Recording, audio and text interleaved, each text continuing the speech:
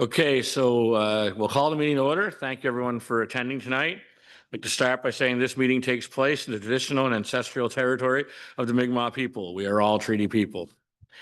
Number 3, additions and deletions to the agenda. There are none. So we'll get on to 4.1, recommendation that council approve the agenda for the May 13th, 2025 meeting as presented. Is there someone willing to move that? Councillor Strong, seconder. Councillor Fullerton, all those in favor, raise your right hand. Opposed? Motion carried unanimous. Item 5.1, that council approve the April 22nd, 2025 meeting minutes as presented. Is there a mover? Moved by Councillor Greek, seconder. Councillor Babineau. All those in favor, raise your right hand. Opposed? Motion carried unanimous. Now, moving right along, there are no public presentations tonight. So that moves us right into number 7, regular public input questions. And before we start, I'm going to go over a few things, and I'm going to highlight a few things that I want to say tonight, because just to go over the rules a bit more firmly, and so everybody knows what this 3 minutes was intended for. As you know, each person is limited to 3 minutes. Each person must state their name and address. Questions or comments are directed through the chair. Comments and questions are open to any municipal matter. If the comments or questions become pointed or directed towards citizens, elected officials, or staff, they'll be shut down immediately. If the comments or questions are considered to be uncivil by the chair or anyone else in council, the presentation will be stopped immediately. If the presenter continues, they'll be asked to leave the meeting immediately. And then I want to make a few comments about this whole 3-minute thing. This 3 minutes was brought into the agenda process by the last council because of a lot of public input and questions, and I think it was a great thing they did. But it was never intended to take shots at people, whether they're elected officials or not, staff or otherwise. All of our meetings are recorded and they're live on the internet, so they have a lifespan beyond the night the words are actually spoken. So this is a place that we all come for civility, and that's what we expect from both all of us around this table and those of you that are here at the meeting tonight or other nights. Bottom line is, we all live in a small town, and quite frankly, civility and respect should be what matters most. We all attend, the same stores, shop at the same places, live, a lot of us, on the same streets, and we see each other every day. So again, the last thing we want in this community for anyone to feel unwanted or unjust to be out in the community. So again, these 3 minutes were brought into the agenda by the previous council for reasons that were justified, and it will not be a 3-minute time period for someone to just take shots at people. So again, I just wanted to get that clear as we move on tonight. And we'll start with, I got to get the list first. I don't know who signed up for what, so.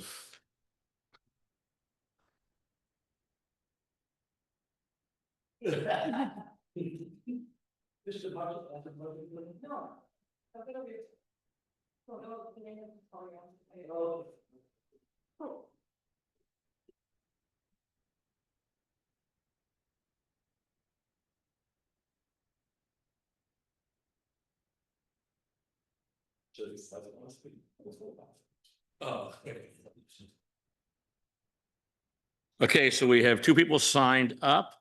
We'll start with Blake McDonald.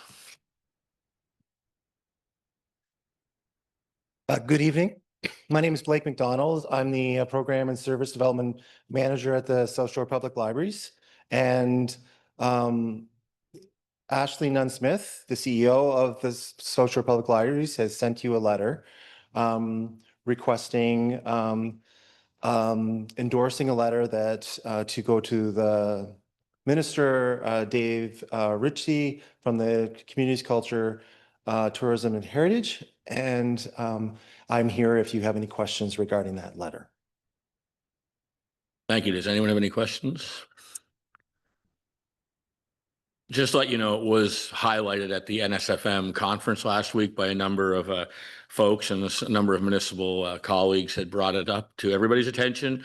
So I'm sure you'll have support later on in the meeting tonight. But again, thank you very much. Okay, thank you. And I have Susan, and I'm not sure what that is, Greg Gear. So you guys can do rock, paper, scissors, or you can both come up.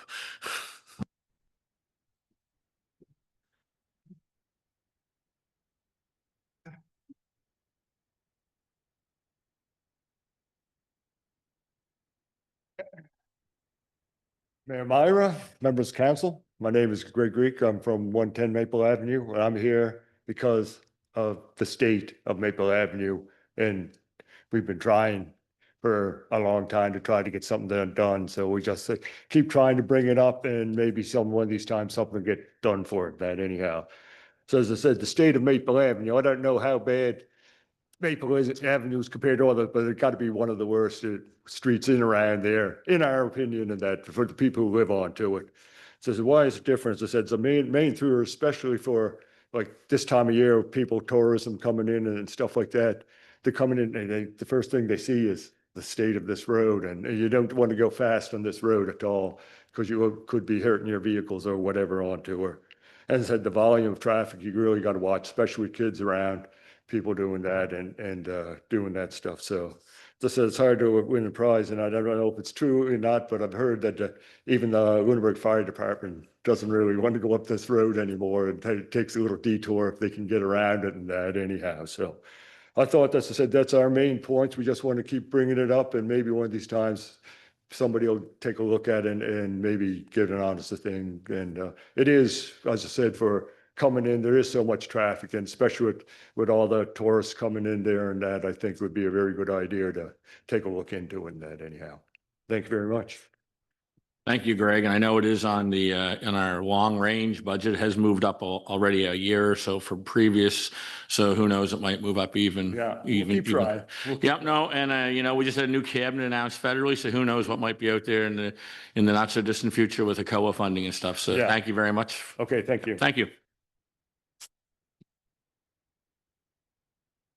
So we'll move on to 8.1 additional officer program. That's just there for information, quite honestly, from the Department of Justice. 8.2, we've had some correspondence on the old fire hall, and if the CAO would like to, Marvin would like to update us on that, that'd be great.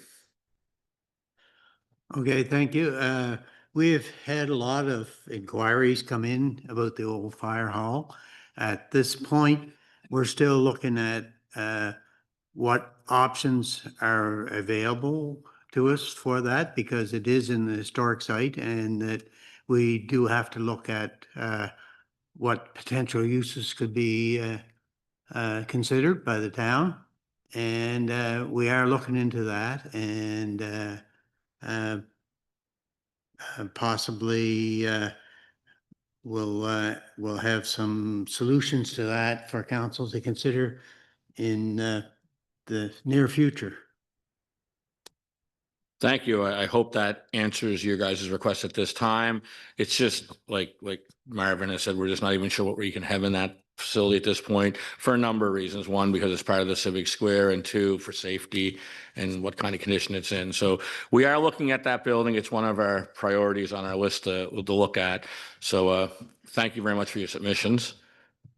8.4, 8.3, I mean, there's a letter of support request from South Shore Public Libraries. There's a recommendation in front of us.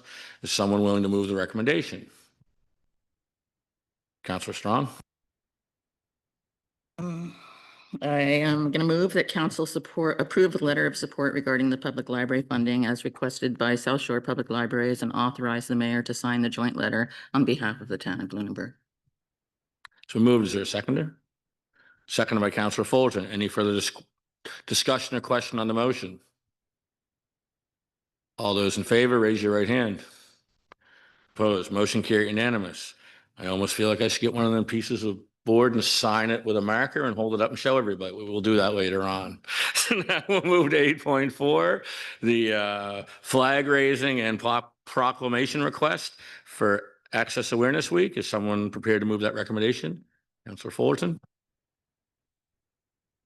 Yes, I'd like to move the recommendation that council proclaim May 25th to 31st, 2025 as Access Awareness Week in the town of Lunenburg, and approve the raising of the Access Awareness flag at the UNESCO Monument flagpoles during that period, as requested by the Lunenburg County Accessibility Advisory Committee. So moved. Is there a seconder? Seconded by Councillor Babineau. Any discussion? Deputy Mayor? More question, and I guess for Kayla. With respect, we were just going over a policy with respect to flag raisings and regular, and I couldn't recall, is this one of the ones we thought would be a recurring one, or should we potentially add this to that policy? Yeah, so this one is included in the Appendix A as well as the proclamation. So you'll see that coming forward at the next regular meeting. Excellent. So it's been moved and seconded. Any other questions? All those in favor, raise your right hand. Opposed, motion carried unanimous. Number 9, there are no public hearings, public information, etc. We'll move on to 10, business arising in unfinished business. We do have 10.1, adoption of the immediate strategic priorities. There's a draft motion in front of us by the Deputy Mayor. So Deputy Mayor. Thank you, Your Worship. I'd move that council replace objective 4 in the presented strategic priorities, which has been done in the new draft that's been circulated. And that had focused on daycare, and it is replaced with a review of the municipal planning strategy, MPS, and the land use bylaw, LUB, as a priority item. And with that amendment, that we adopt the identified goals as council's official priorities until a formal strategic plan is approved. It's been moved. Is there a seconder? Seconded by Councillor Strong. Any discussion, question on the motion? Seeing none, all those in favor, raise your right hand. Opposed, motion carried unanimous. Now we'll move on to 11.1, which is the draft capital and operating budgets for the town. The way this is going to work is Kathleen will go through each budget individually, and at the end of each budget, we'll go around the room, see if we have any questions around here, any comments. We'll go on to the next one. We get to the electric utility one. We have a presenter as well here with us tonight. And then when we're done all the budgets, the public can stand up at the podium and ask questions, leave some comments, or give us some suggestions. So that's how we'll do it tonight. And it's going to be a brief overview tonight because we had the full budget breakdown approximately 2 weeks ago. So Kathleen, you're up. Thank you.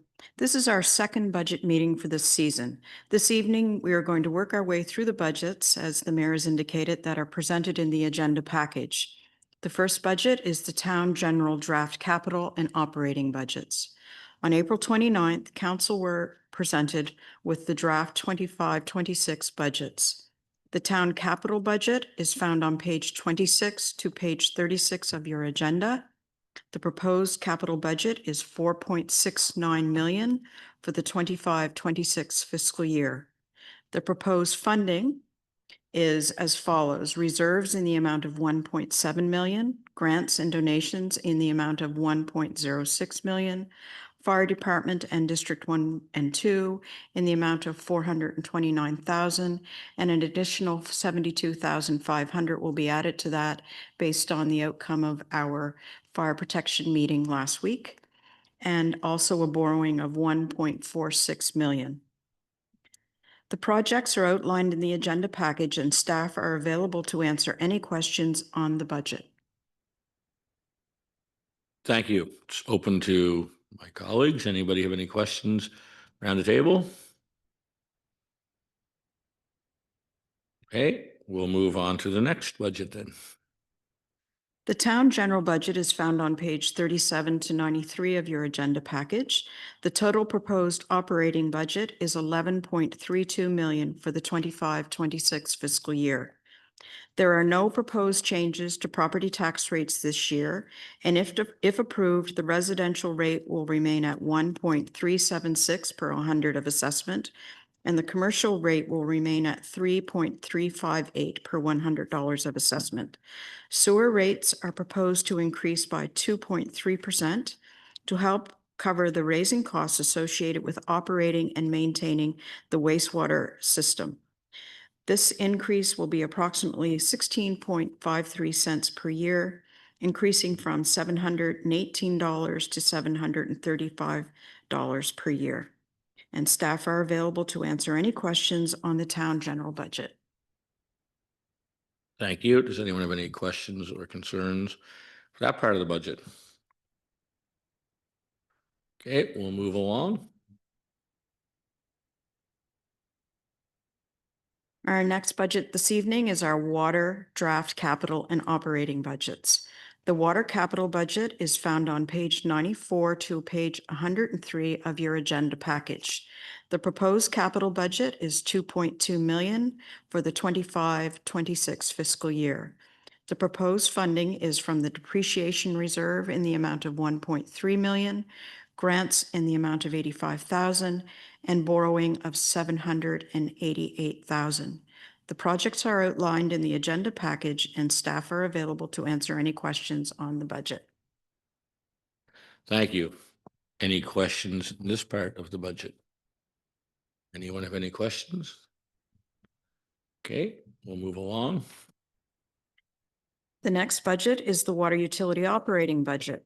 This is found on pages 98 to 103 of your agenda package. The total proposed water operating budget is 1.78 million for the 25-26 fiscal year, and staff are available to answer any questions. Thank you. Any questions on this part of the budget? Okay, we'll move along. So our last budget, or our last two budgets this evening, are found on page 104 to 142, and this is the electric draft capital and operating budgets. Subsequent to the April 29th presentation, the electric capital has been revised to allow for projects to be completed sooner than indicated in the original budgets. Year 3, 4, and 5 have been adjusted to reflect this implementation schedule. The town is proposing a $3.24 million capital budget in 25-26. 2.37 was pre-approved by council at the March 11th meeting, and two major projects make up that amount. The feeder upgrade for Dufferin Street at 1.72 million and Green Street double circuit installation in the amount of 652,000. The proposed electric operating budget for the 25-26 fiscal year totals 8.51 million. This budget reflects increased costs for delivery of electricity on the current rates. The new rate approvals will be considered by the Nova Scotia Energy Board at the public hearing being held in our council chambers on July 22nd, 2025. Darren Lamont from SEMA Engineering will now present the Town of Lunenburg Capital Budget Review, and we are also here to answer any questions if there are any. Thank you. Aaron? Yeah, go ahead.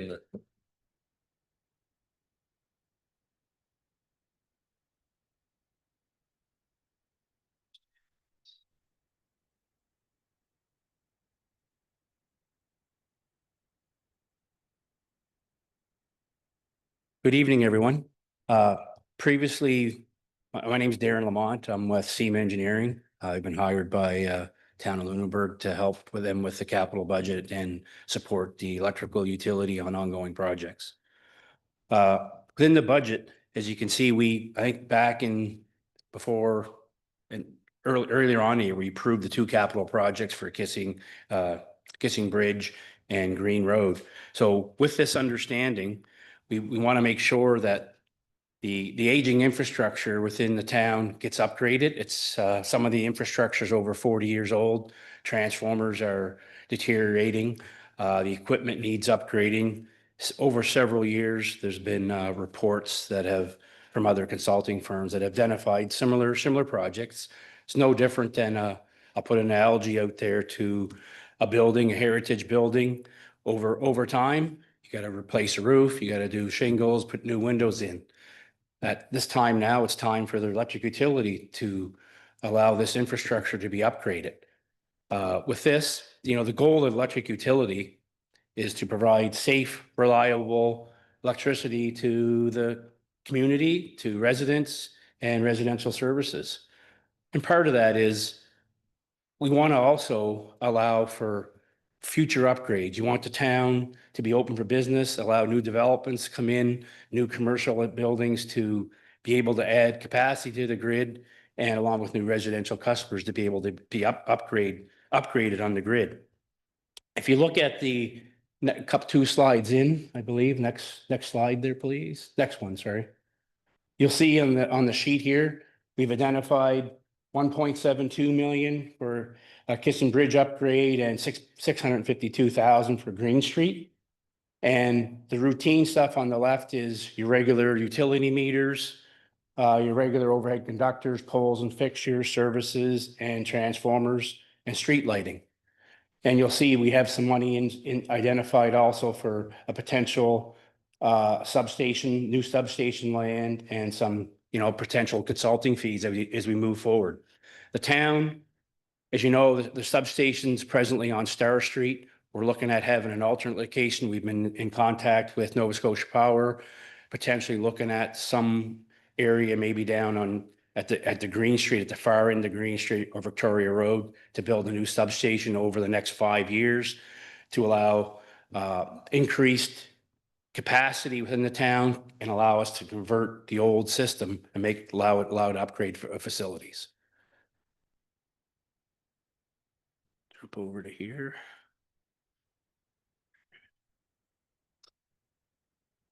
I don't know if we want to continue in. I'll leave right here. As you can see, this is a quick snapshot. I think we would have seen that in your package. We're going to go up along Kissing Bridge, down, end up on Brock Street and up to Hall Street to feed Harborview Haven. And part of this development is to allow Harborview Haven to connect to the grid, to allow the Wheelhouse project to be able to connect to the grid. There was talk about developments down on Brook Street, I believe it is, Brock Street. And that development won't be able at full capacity until hopefully at the end of next year, when the Green Street double circuit gets built all along that full infrastructure. And as you're aware, the town does have an agreement with Nova Scotia Power. Nova Scotia Power is the town's contractor. They do some of the detail and some of the design work. We've had the ability with Nova Scotia Power. We talk to them, ask them about their pricing, how they've come up with their costs, and all that's been vetted through and through with the projects that are continuing on within the town.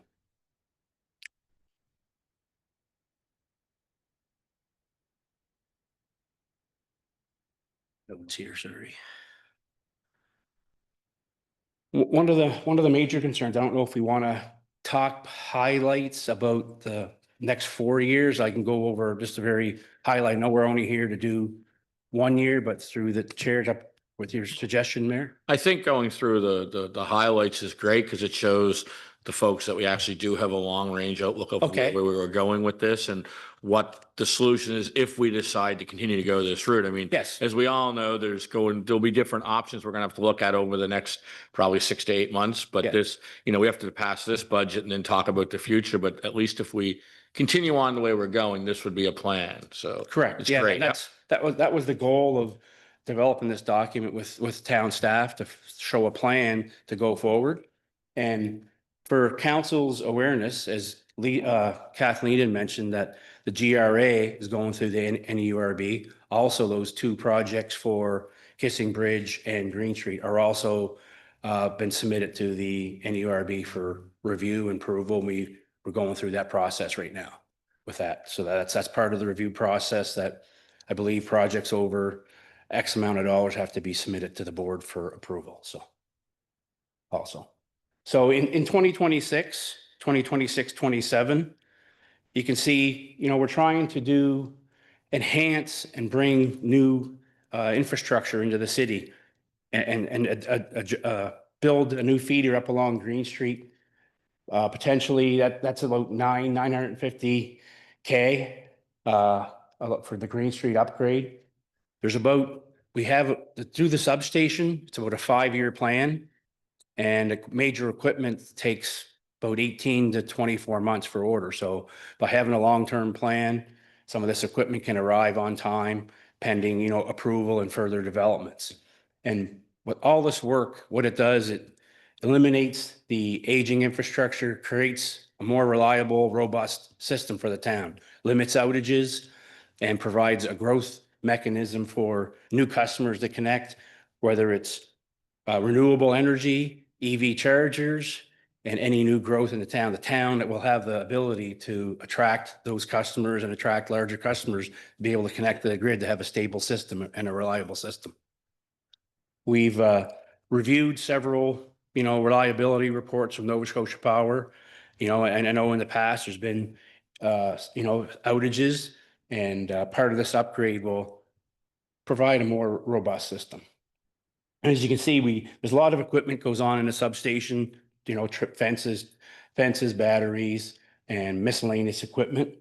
I'm not going to get into too much detail about that. And you can see there's a line in there. We've allocated 200,000 in that year for the potential installation of smart meters. Whether that happens or not, it's in the budget. Neighboring utilities in New Brunswick, Nova Scotia, Prince Edward Island, there's a rollout of that infrastructure. So we allowed it, whether, that may evolve a future study or a future discussions to decide if that's the path that the town wants to go and the community. Can we go to that next slide, please? There's this a quick breakdown of that. The major portion is the Green Road, 1.42 million. Some work in the existing substation to upgrade the facilities there, and for a new transformer, new equipment within the new proposed substation. We'll move on to the following year, please.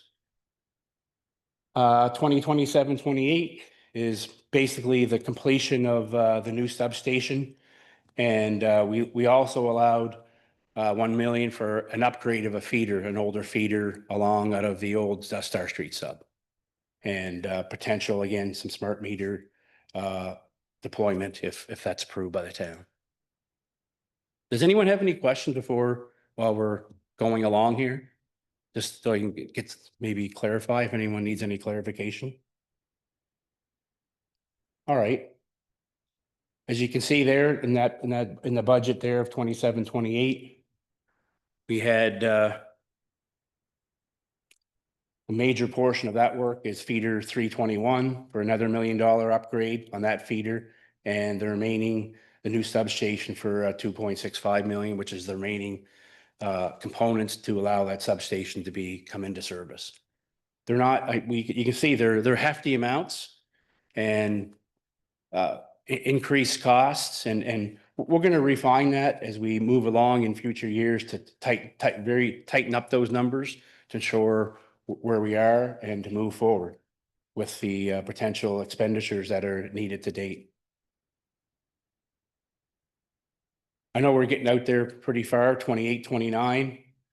We did another 1.7 million to update feeder 322 out of the Star Street sub. That's an older feeder that's been around for, I believe, 40 years or longer, and associated poles and pole framing and hardware. And we allowed to continue on for that smart meter deployment.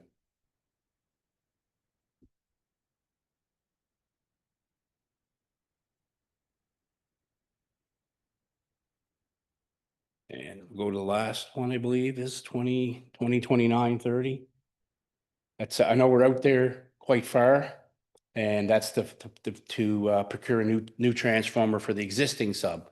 As we put on the new substation, we're going to work to upgrade the existing substation too, to make sure that's up to current standards, and that'll provide a contingency plan to allow multiple feeders and increase reliability for the town. So if there's an outage, quick response can switch from one feeder to another. If there's at some point in time there's ever an outage or work has to be completed on one feeder and one station, the load can be transferred to another station.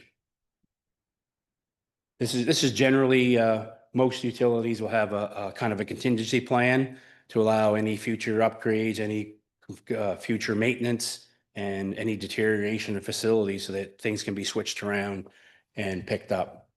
And one of the goals after we're all done, there'll be, I guess, less debate if when new customers approach the town, whether they can connect to the grid or not. This will give grid stability, increased reliability, and a robust system that any customer can come to the town and be able to connect to the grid and pay their associated, if there's a contribution or any upgrades they need for their facilities, to be able to connect to the grid over the period of time. Thank you. Are there any questions for Darren?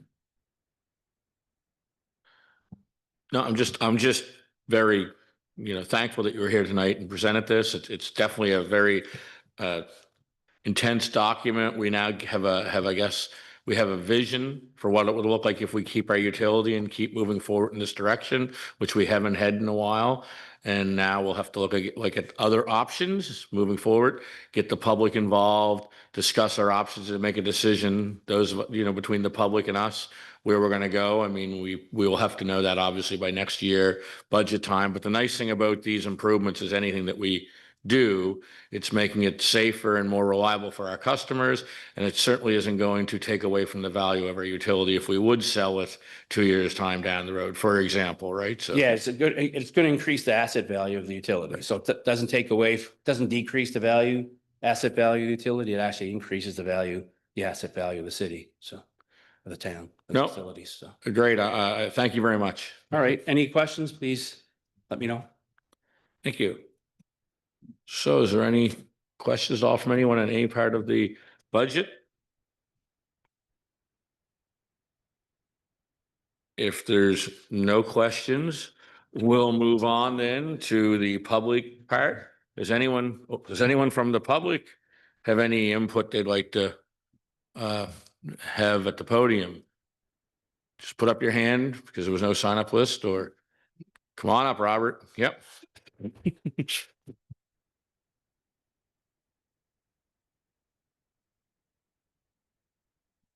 Two things right off the top. A big thank you to all the outside workers who fixed up the lawn. And I thank them every year, and they do a fabulous job. They dump the snow up on my lawn during the winter, so they don't have to carry it away. And the second thing is, this here document doesn't jive, the pages don't jive with what you guys been reading off, or I can't find it anyways.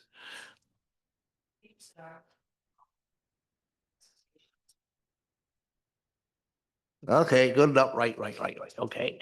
Well, let's see. Oh, one of the concerns when me and Jamie were on council, over 24 years ago, was the cost of insurance for the town, and we went nuts trying to deal with it.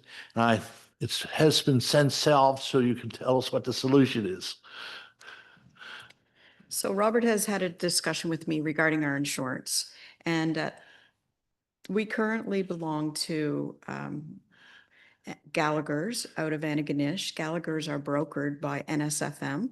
NSFM, of course, is a province-wide entity that all municipal units belong to, and we pay much less than we used to, and the rates are competitive, and we've dealt with them on a few occasions with claims and getting insurance information, and they provide a great service.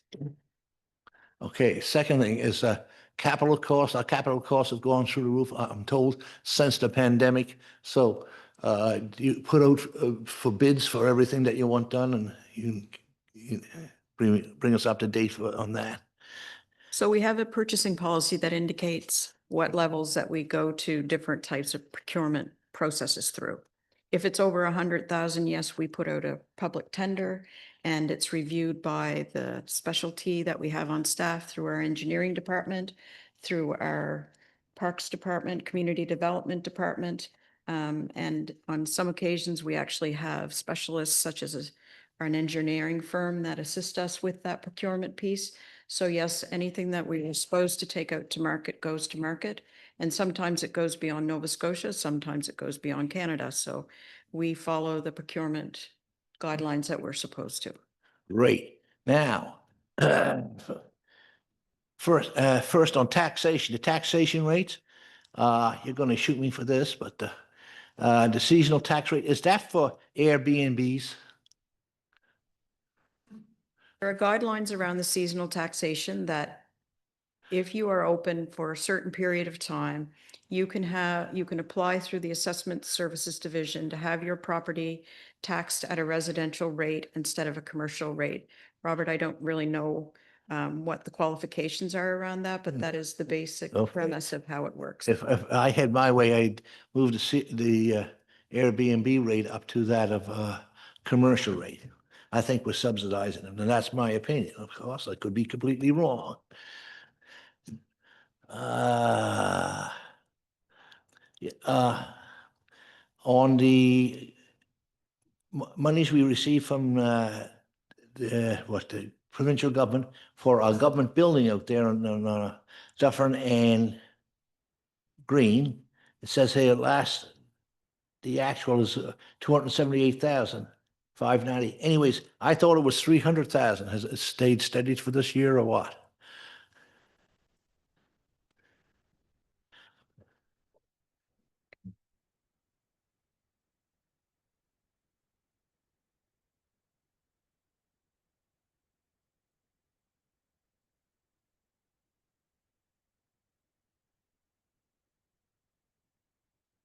I'll have to get back to you on that one. Okay, good enough. Yeah. Wait. Community center, we're getting an operating grant from Modal. So let's hear at 50,000. Did we get the 50,000 last year? It's listed at that. Yes, we got 50,000 last year, and this year we've received 40. Okay, are we going to get another 10 or do we know yet? I believe that that was the amount that we're going to receive. Okie dokie then. One time when I was first elected to council, we got nothing, so that's a big improvement.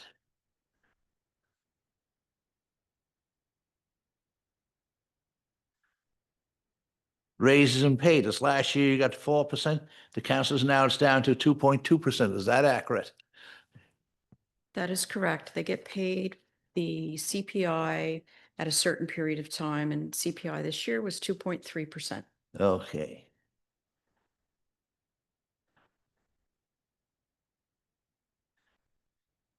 Paving on Kissing Bridge Road, it says, we must have paved it sometime. We're paying, the interest is $877. I don't remember that ever being paid. Paved. It is not paved. It's a sand sealed structure. Okay. Chip seal, yes, and it was done probably about 8 years ago. Is that on the opposite side of, you across the Yes, that main is road? correct. Okay.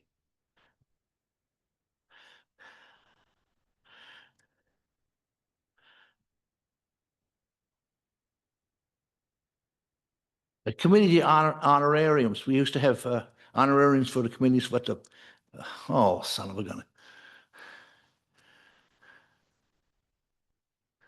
What committees get the honorariums now? Do you? We, Used to be people with public representation, but is it The still? Planning Advisory Committee used to get it. They used to get an honorariums. that is not part of our policy anymore. That was changed last year or the year before. So they receive nothing? That is correct. Okie dokie.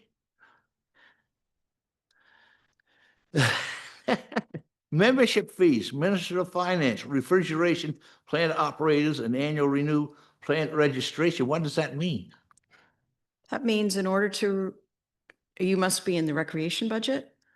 I don't even know. What it- Memorial Communities Center. You have to have a special license to run a refrigeration plant. Okay. So that is the cost of the refrigeration licenses that we are Yeah. required to have on staff. Okay, I lost this something here somewhere. It's in here. Here it is. It's about Natal Day. July 1st. So, what, 3,500 or something like that? That is correct, and that's what we've received again this year. Okay, we ran out of hot dogs last year, didn't we? I told them to buy lots and I'll take what's extra and pay for them and take them home and get rid of them. So we're not going to run out of hot dogs this year, okay? Okay. Cutting hot dogs in quarters and giving out quarter hot dogs was kind of embarrassing last year. And I think that's it for now. And hopefully the people here attending, knows where the money's going to and where it came from. So you know a little bit more after you leave tonight than when you walked in. And that's all I got, I guess, maybe for this year. I'll sit in for some other stuff. Thank you very much, Robert. So, anybody else have anything? Teresa? Didn't see your hand there first.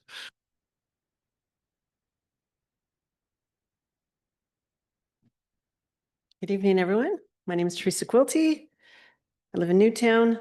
Thanks very much for the chance to, this is my second time asking some questions about the budget. I'm a little bit more prepared, but I won't get into the detail. I think Robert covered lots of the detail, so that's great. I just have I'm trying to look at this in the bigger picture because I really appreciate The 5-year capital plan, and that's my main concern is around the 5-year capital plan and this has been a good learning for me too. So please correct me if I'm wrong as I go along, but just trying to understand, there's a lot here. It's a really ambitious 5-year plan. I'm happy to see that. I'm happy that it's an ambitious plan, but it's also a lot. And so there's the capital budget for the town general. There's the capital budget for water and the capital budget for electric, 3 parts. As was clarified last time, there's 3 different buckets. But at the end of the day, I believe as taxpayers and the town, the town is responsible for all 3 of those buckets and all of those capital budgets. Is that fair to say? Yeah, we're responsible for all of them. So then if we look at, and also if I understand, these are a lot of big projects, there's a lot of infrastructure upgrades upgrades, but also just maintenance that's maybe been deferred or repairs that are really sorely needed. So as I said, I'm really happy to see those things happening because I think, we've had lots of outages of power and whatnot. And I think a lot of us are aware of the state of our utilities and infrastructure and that we really do need to invest a lot and that's not going to happen in 1 year. It's a multi-year effort. And that's why we see the 5 years, I think, right? So that helps us to see that it's going to take some years. And then if I understand correctly, that it's also council is really just approving 1-year budget this year, both capital and operating, but it's really a 5-year, we're getting started. And so I think like from an engineering point of view, we would want to see these things, like we're making a commitment to get going on them. And we should look at the big picture, I think, right? Because we want to see them happen over more than, we don't want to, arrive a year from now and go, oh, no, let's stop. It was too much money or something. We want to keep going and finish what we started.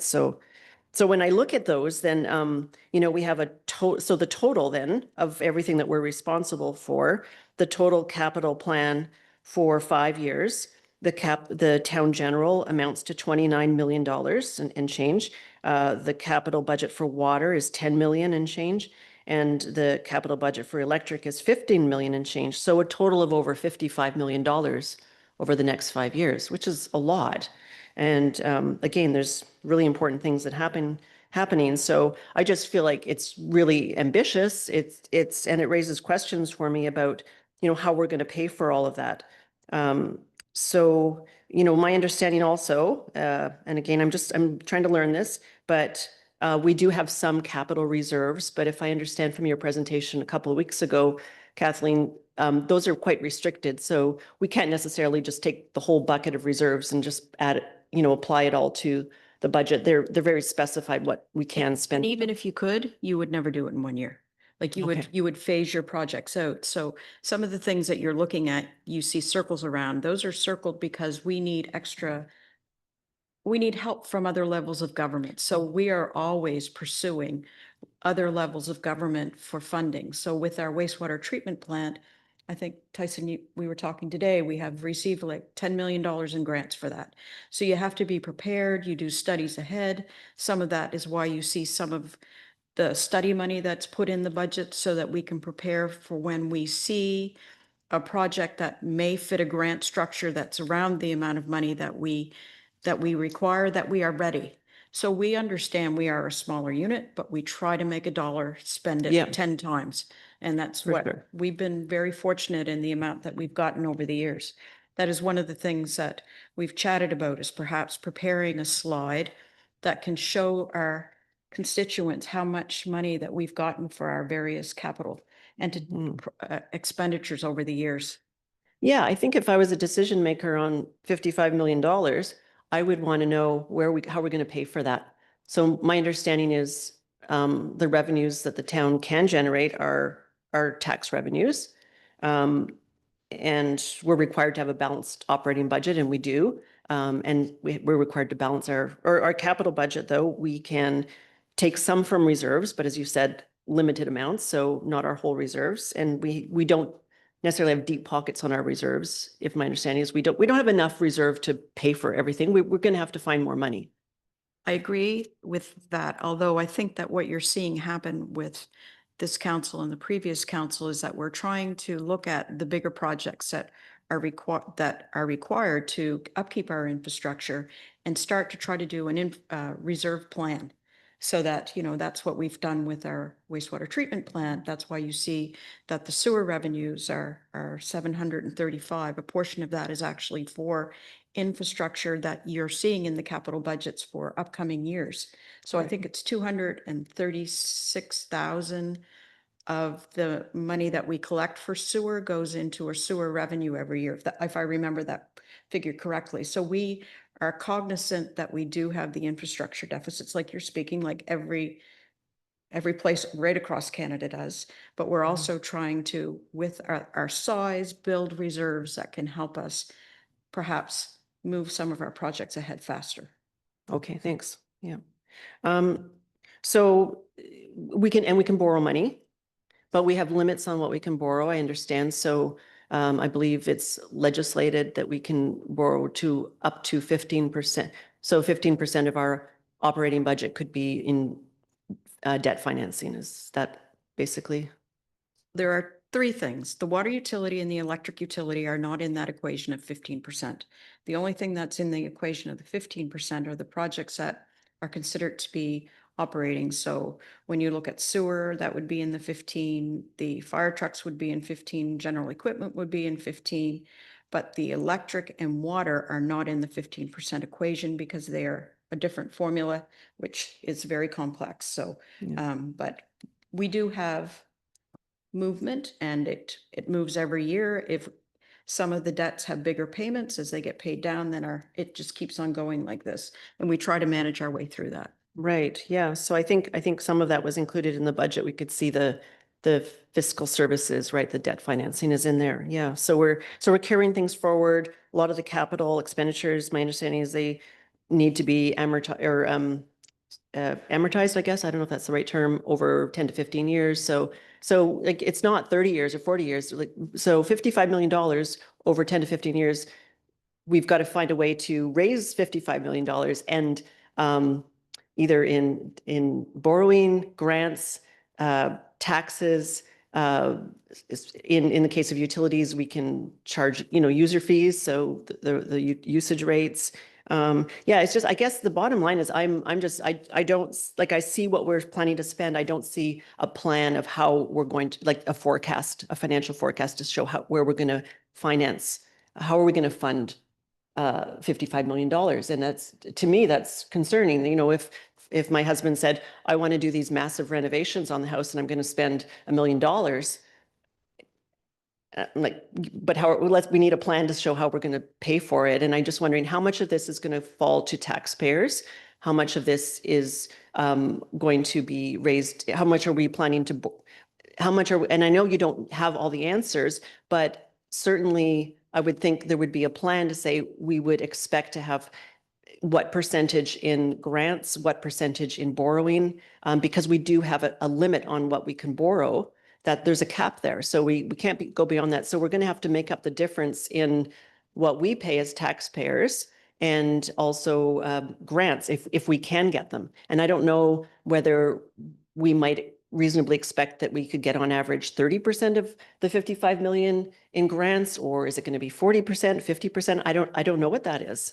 You said we've been fortunate in the past, but will we continue to be fortunate? So that's just the piece that's missing for me is, like, I think, as I said, I'm really glad that we're taking on these much needed projects and we want to get them done in a very ambitious way. It's a tremendous amount of money. And I just don't see the funding plan for it. That makes me concerned because I would like to see that. Maybe I'm the only person, but I am concerned. And then I guess also the other piece that's missing for me is the prioritization. So there are a lot of projects in here. In my view, it's our lights. It's our electricity, it's our water, getting clean water. And I know there's a huge project around just our water, and then also our wastewater. Those are the core services. And if they're not working, we're in big trouble. If we have any catastrophe, we're in big trouble, and we could. So there might be there are other things in the capital budget beyond those. And in my mind, they are maybe less important. We want to do them all, but we might not be able to.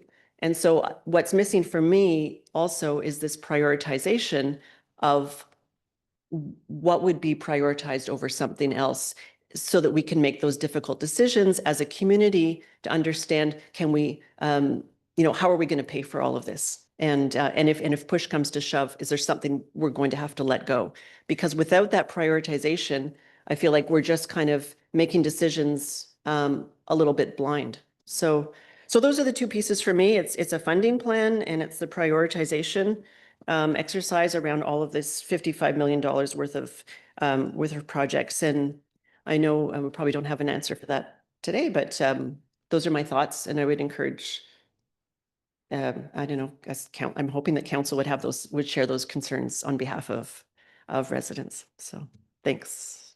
Thanks, Teresa. I'll just like to highlight that at the conference last week, there was a whole session in the afternoon put on about funding agencies and funding opportunities out there for municipalities by not only the province, but by the federal government as well. The problem with any municipal unit, and we all talk about it, is you can't budget 5 years out of where the money's coming from, because most of these programs get announced on an annual basis. So you have to wait until you hear the announcements of the programs, see which one of your programs within the community fits within that guide, and then apply at that time. So the 55 million is a very big number. It can be used to scare people to death, because it scares me to death every time I say it. I don't even know how to write it down, really. It's so many zeros. But in all honesty, we would not be able, as a small town, and I'll say this quite honestly, if we had to spend 55 million on our own, us nor any small town, I don't care how much dense they were, could afford to do those projects of 55 million. So the federal government and the provincial government are well aware of that. They're coming up with programs every year, more and more all the time, because there's big pressure on now from every municipal unit, because our debt ratio is, say, at 10% roughly after this budget, and it fluctuates at the end of every year. But I can tell you, it doesn't make me sleep any better at night, but our debt ratio isn't near what a lot of municipal units are around the province. A lot are a lot worse. A lot are at their borrowing limits at this point. So I mean, it's countrywide too. It's not just a Nova Scotia problem. When the city of Calgary has no water for 3 months, and I'd say they probably have more money than we do, that's an issue with every municipal unit in Canada. So the federal government, in my opinion, what we've heard at conferences, they do know this.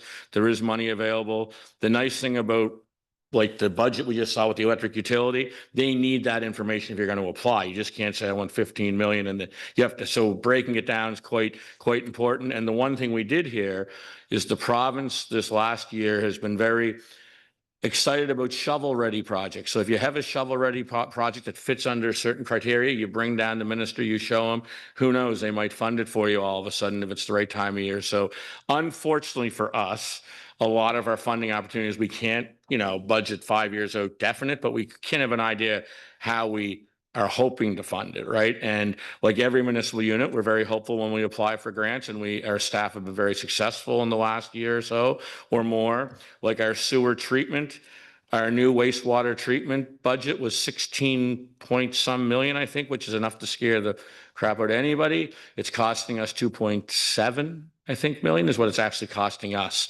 So that $16 million project scares all of us, but it's 2.6 to us. So again, that's the number we should be worried about on that project at this point. And we've also went back to, as you can see by tonight's budget, this group sitting around me have gone back to what I call getting back to the core basics budget. We're not doing sexy projects. We're not doing projects that everyone's going to talk about. Wow, look at that. We're talking about fixing the pipes underneath the roads and the transformers above our head, because that stuff has to get fixed first, or we won't have to worry about the rest of the stuff, quite honestly. So I guess that's all I can say at this point. But every municipal councillor, in probably Canada, when they go to these conferences, have the same scary stories. It doesn't make it any better to sleep at night, but we're all trying to find ways. That's why these conferences are so important, because someone in a neighboring community might tell one of us at a function, this is how we funded this, right? And then we contact staff and we find the money. So again, very great points. And I think that, you know, if 55 million doesn't scare you, there's something wrong. So it should scare you. So we are concerned, and we are looking into solutions and ways to fund it. So that's what all I can say at this point. Any of my colleagues have anything they'd like to say? Deputy Mayor? Yeah, I'd just like to speak to that as well, because you are right. There needs to be priorities, and we just spoke about that tonight when we indicated what this group had identified as priorities, and I think you can see from what is being identified in our capital budgets that water, wastewater, and electricity are definitely priorities of this council and this community. So those things are maybe not always a given, but definitely, I think, demonstrated in the budget that you have before you. So the angst with respect to the significant amount of capital that's required, I can understand that it's a significant number, and to those unfamiliar with how governments work, it can be frightening, but it shouldn't be. If you look at the history of the town of Lunenburg and other municipalities, there are always scary numbers, and they have always traditionally been scary numbers. And I applaud the staff of the town of Lunenburg over the years for ensuring we have remained in the debt ratio that we are in. And we have always had significant infrastructure problems to address. It is not new. It is the state of existing as a municipal entity, whether you're a small town or a large city. The mayor mentioned the city of Calgary, which is a much newer city, and yet they have infrastructure issues as well. And with regard to water and electricity, I mention again that those are separate because the revenue streams are also separate. So we rate for what needs to be done. We rate for the electricity. We've recognized that in recent years there has not been a rate increase. Thus, the reason, the necessity for a rate increase, which is not a welcome thing to have to impose on ratepayers for electric services, but we need to have a reliable service. And in order to provide that, we have to increase the rates to provide for those capital improvements that are very necessary to have that happen. And the same with our water utility. It's very well managed. And over the years, and we have had to do things like put in the state-of-the-art treatment system, which has been done, and it's been well maintained, and it needs significant upgrades with our spill water and whatever, and those things are being addressed. So we are taking care of business, and I'm sorry that it looks so frightening to you, but I'm very pleased with the budget that's presented, and I think we're carrying on as well as can be expected. Thank you. And I'd just like to add that the one thing that not this council, but councils, before earlier councils, they've implemented our own policy of 12%, I think it is, debt ratio. So while a lot of communities go right to their max 15, we have 12% on our books. We follow that very closely. So we don't even want to pass a budget that gets us to our allowable debt ratio by the province. So I think when you talk about responsible governance and responsible finance, I think councils before us, whatever council brought that in years ago, was very fiscally responsible, and we've been following that. And yes, if we get something really go sideways and we need to go to 15%, it has to go to the council. Council has to basically, look at changing that. So again, we've taken measures as a community, and I'm not saying we as in us seven, this community has taken measures over the years. And if you look at the municipal indicators, we've always been considered one of the safer, financially sound communities in Nova Scotia. So I just want to get that out there, because for whatever reason in the past few years, it seems to be this fear that we're going bankrupt and we might not be here in a couple of years' time. Again, we're, you know, yes, we'd like to have a lot more money come in and we'd like to have more money in our account, but we're in a much better fiscal position than a lot of our communities around us and in the country are. So again, I want to thank staff for that and councils before this council for putting a lot of these rules in place. I mean, we can't take credit on the 12% debt ratio. So again, I just want to highlight those, but I can certainly see how citizens can certainly be overwhelmed by those numbers, because when I first looked at the budget, I was overwhelmed as well. So Teresa, you wanted to make a comment? It's maybe just a nuance. I'm not scared by the numbers. I think that the numbers warrant, a plan, and it's just really about communication, I guess. So it seems, because we didn't hear any questions from any council members tonight, so clearly you folks have already gone through this and you know what's going on, and you're sounding like you're very confident with it, and staff has been working very hard and you know this stuff inside out. That's great. We don't know. And so for us to see those numbers, I want to have confidence that this is a massive amount of work, that it's going to be managed well. I want to know that our staff are going to be equipped and supported so that they can do this huge amount of work.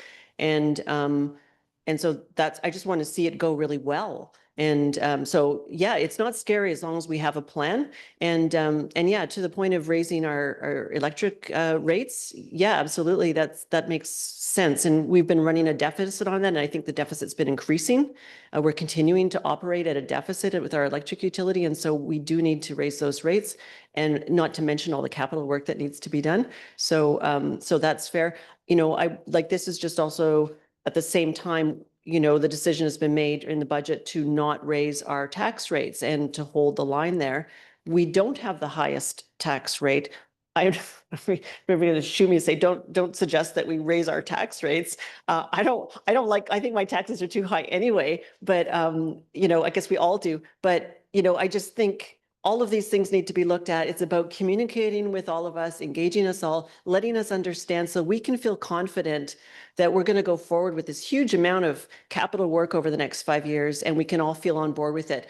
Because there's going to be disruptions. There's going to be lots of things going on that people could get upset about. So, I just want to see it be really successful. And I think part of that is sharing with us, being very transparent about what the plan is, how we're going to fund it. And because some of it may end up being tough choices and yeah, unwelcome, news we don't like we're going to raise your rates. If that day comes, we'll be better prepared for it. Also, like when we're going to get water meters. I don't know how many people are noticing that, but it's in the budget. I welcome it because I'm really responsible with my water, but I know some people won't be. These are all things that it'd be good to communicate more on. So yeah, I'm not scared of it. Just want to see it succeed and have a plan. So thank you very much to all of you for all your. Thanks once again. And I'll just highlight, I have a little chart here, and I'm not going to name municipal units, but I asked for the tax rate on a $400,000 assessed house in 4 communities in our neighborhood. And this is towns. It's not municipalities, because they don't have near the infrastructure to maintain that all towns do. So on a $400,000 assessed valued house, you'd pay roughly $6,200 a year in the town of Lunenburg, based on everything, sewer, the works. And that's actually almost a couple of $1,000s less than you'd pay on 2 of our neighboring communities on that same $400,000 assessed house. So you are correct. Our rate might show that we're like a little high compared to some, but our rate includes everything in it. We don't have an extra tax for this or an extra tax for that. We include it all in. So we could take that stuff out and make our rate look really low and then put it in at the end like some have done, but we just put it all in together. So we are actually the second lowest town within the area to live in on a $400,000. We just picked $400,000, a $400,000 assessed valued house. And it used to be that people would say you can't buy the same house in Lunenburg for $400,000 than you can in, say, X. But since COVID, that has seemed to change a bit too. Houses have gone up assessed valued wise everywhere. So I just wanted to highlight that again. Staff put that little chart together. I think it's very valuable to use when people ask you, because I hear on the street we're the most expensive town to live in. Well, that's absolutely false just in this county. So again, thank you very much to staff and for all your hard work. Thank you for the great questions. It's always great to have participation at the budget. We have these for a reason. And if we have no participation, it doesn't accomplish anything. So Duncan, you want to stop?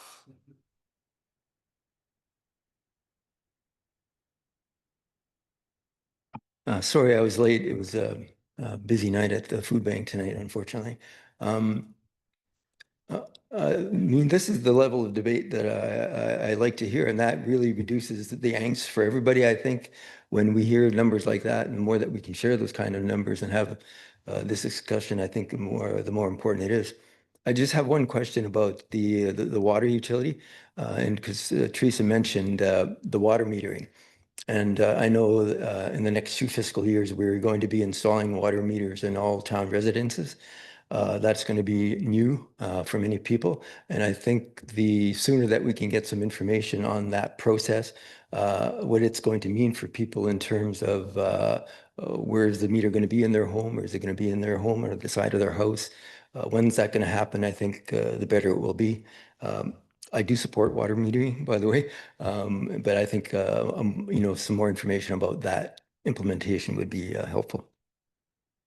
Excellent. We'll take note of that, and we'll make it part of a communications, brochure down the road, because I as well have a lot of questions about the water metering and how it's going to work. Because my fear with water meters have always been that those of us that live here 12 months of the year and would pay the brunt. And I think we have to make sure the base rate is high enough that those that have a seasonal house for 3 or 4 months also pay their fair share for water. So again, thanks for that, and I look forward to those discussions as we move forward into the process. Anybody else feel like an auctioneer? Going once. Okay, so we'll move along, and we're not going to do anything with the budget again tonight. Staff will go back. There really wasn't much brought up tonight to make any changes, but it's on our website. You can get a copy if you contact Town Hall. And we have one more meeting, the 27th, and it'll be like this. It'll be open to the public, and if nothing drastically changes between now and then, our hopes are that we actually approve the budget on Tuesday, the 27th. So just want to let everyone know that's the schedule, of how we hope to move forward. So now 11.3, Lunenburg Academy roof repairs, pre-approval 25-26 town capital budget. There's a recommendation in front of us. Would someone like to move that recommendation? Deputy Mayor? I would recommend that council pre-approve the Lunenburg Academy roof repairs project for the town's 2025-26 capital budget for the amount of $750,000, including net HST, with funding of $250,000 from capital debt, $250,000 from the Lunenburg Academy Foundation, and $250,000 from grants, and that this pre-approval would be conditional on the town receiving the funding contribution from the external sources as presented in the May 2nd, 2025 staff report on this item. It's been moved. Is there a seconder? Seconded by Councillor Daphne. Any further discussion on the motion? Any discussion? All those in favor, raise your right hand. Opposed? Motion carried unanimous. Now we move on to notice of motions, information requests, council reports. I'm going to start this week on my right, Councillor Strong. Yes, go ahead. Okay, so I probably should have raised this before we approved the agenda, but I just need to know for sure. So through the chair, is a local rule a bylaw, or is it a policy, or is it a rule? So typically we'll present it to you, but I would suggest this be a bylaw. Okay, and I would suggest that anybody that's here tonight that didn't hear my informal preamble to this motion last week, that they have a chance to go back and look over, read the minutes, because I think we have a 3-year window here without elections in the town, and we can probably put something together. So I'm going to move that council direct staff to prepare a local rule governing the placement of election signs on public lands within the town of Lunenburg. And I'd like that to be specifically to parklands, like the limit would only be to parklands. That's a draft motion, so there's nothing else we need to do in that, is there? Because it's a motion. So Councillor Strong has moved it. Yeah. It's been moved. Is there a seconder? Seconded by Deputy Mayor. Any further discussion on the motion? All those in favor, raise your right hand. Opposed, motion carried unanimous. Anything else, Councillor Strong?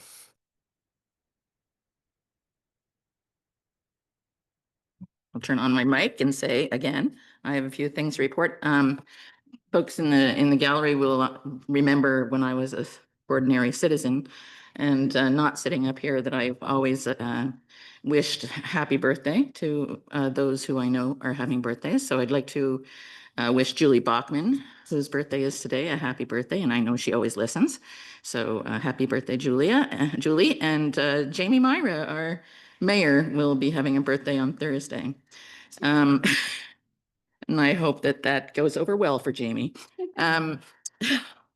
I want to thank staff for the quick remediation of the water leaks on Broad Street this past week. It was amazing to watch work crew that have been here for what seems like 1,000 years, working alongside our newest members of the Public Works team to get this done quickly. And on April 27th, Central United Church of Lunenburg celebrated its completion of a large-scale energy refit, and this could not have happened without Central's volunteer green team, which is composed of Earl Bachman, Bonnie and Jim Houghton, Shelley and Colin Mann, Andrew Much, and Janet Robertson. This energy refit was done with assistance from Efficiency Nova Scotia and the Ecology Action Centre. This past winter, you might have noticed on the outside that Central United's roofs and walls were insulated and heat pumps installed that the green team expects will reduce the church's net energy consumption by almost 70%. As historic buildings in our town grapple with sustainability, it was inspiring for me to attend the service, recognizing the work of the green team and I guess baptizing the new energy refit and that they put so much effort into reducing their carbon footprint and took giant steps towards a more sustainable future. And that's all I have to report. Thank you. Thank you for the birthday wishes. I decided to run for this position. I was 54 and now I'm 90. So if you ever want to age quickly, put your name on a ballot, right? So move on to Councillor Daphne. All right, just a little background before I go on to the reason why I'm talking tonight. So about nearly 2 years ago, I was bitten on the face by my cousin's dog, Fiona, the Bernese Mountain Dog. Fiona was never aggressive and has not been aggressive since the bite. I was the unlucky person. So today, while I'm meeting with a customer for my workplace, we saw 3 dogs unleashed on the trail. One dog came across the grass, across the road, and onto the property where we were standing with the homeowner. Dog was not aggressive. Dog was happy. But their mom had to come and over and get the dog because, well, the dog had other ideas. So just a reminder, for me, when I see a dog coming at me, I'm a little hesitant. I don't wish a dog bite to a face to anybody. I actually thought I lost my nose in the bite. So please keep your dogs on a leash. Everybody wants to enjoy the trails and the parks. And not everybody is a dog lover, unfortunately. Thank you. Deputy Mayor. Thanks. Thanks, Councillor Strong, for mentioning Central United and my dad. He'll be very pleased. It was a very significant project for the church and for the community.